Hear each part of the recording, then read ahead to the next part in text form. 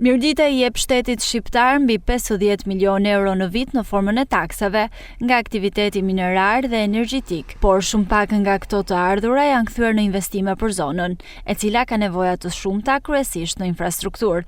Kryetari I Bashkisë Mirdit, Albert Mëlyshi, thotë se ka një sër kompanish që operojnë në këtë zonë edhe që përfshihen në rentën minerare, por pavarësisht përfitimeve që kanë, ato I pasqyrojnë këto të ardhura në bilancet e tyre vjetore me nivele shumë të ulta. Dhe në Mirdit ka disa kompani që operojnë, qoftë në ato të minjerave, apo të tjera që shfrytëzojnë karriera gurësh, apo dhe bazalte të caktuara, të cilat në fakt edhe ato përfshihen tek renta minerare. Ajo që ka ndodhur shpesh dhe rëndomt është fakti që nuk kontrollohen sa duhet edhe nga qeveria për mënyrën se si ato kanë aktivitetin ekonomik të tyre. Bilancin e tyre vjetor e pasqyrojnë në nivel shumë të ulët, çka do të thotë që pastaj renta që përkthehet në rentë minerare për bashkitë apo për zonën ku shfrytëzohet është në shifra shumë të vogla. Sipas Mëlyshit, Mirdita prodhon energji elektrike për mbi 20% të nevojave kombëtare, por nuk është investuar as pak në këtë sektor.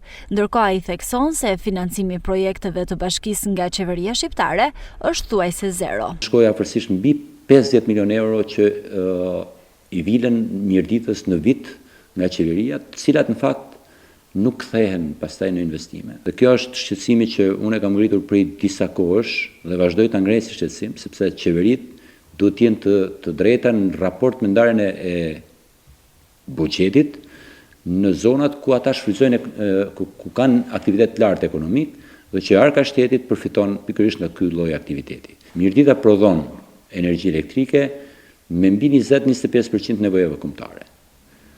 Po dalim në terren, linjat elektrike janë skandaloze. Pra, përfiton nga kjo energji elektrike, ju merr edhe tarifat qytetarëve që është normale të vinë çdo muaj, por nuk I përkthon tonë investime.